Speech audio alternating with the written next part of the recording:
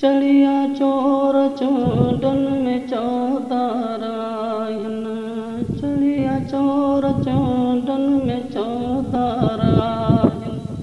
उहो ई क़यामत जा आसार आहिनि।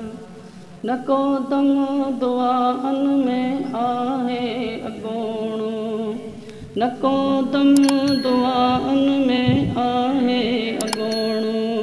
बणियूं बद दुआऊं बि बेकार आहिनि। बणियूं बद दुआऊं बि बेकार आहिनि।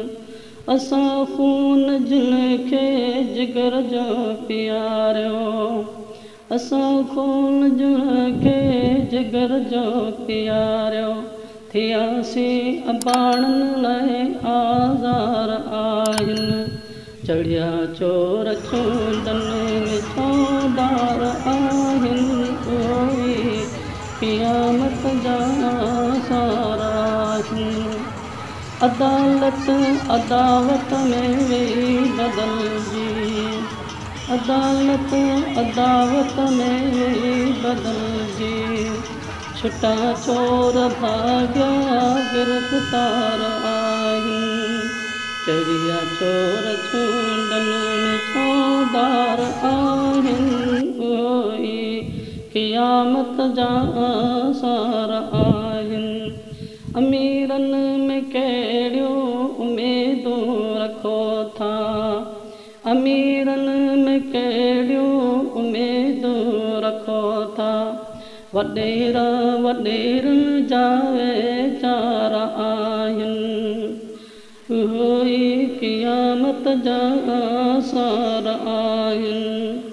रखियो शहर सारो शराबियुनि मथे ते, रखियो शहर सारो शराबियुनि मथे ते। मगर शहर वारा शर्मसार आहिनि। उहो ई क़यामत जा आसार आहिनि।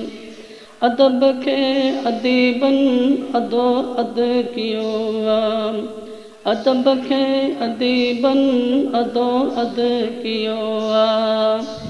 कलमकार केॾा कलाकार आहिनि, कलमकार केॾा कलाकार आहिनि। उहो ई क़यामत जा आसार आहिनि। करे इल्तिजाऊं ॾिजे दाह कंहिंखे, करे इल्तिजाऊं ॾिजे दाह कंहिंखे। किथे आहूं अड़ियूं आदार आहिनि, किथे आहूं अड़ियूं असरदार आहिनि। करे इल्तिजाऊं ॾिजे दाह कंहिंखे। किथे आहूं अड़ियूं असरदार आहिनि। उहो ई क़यामत जा आसार आहिनि।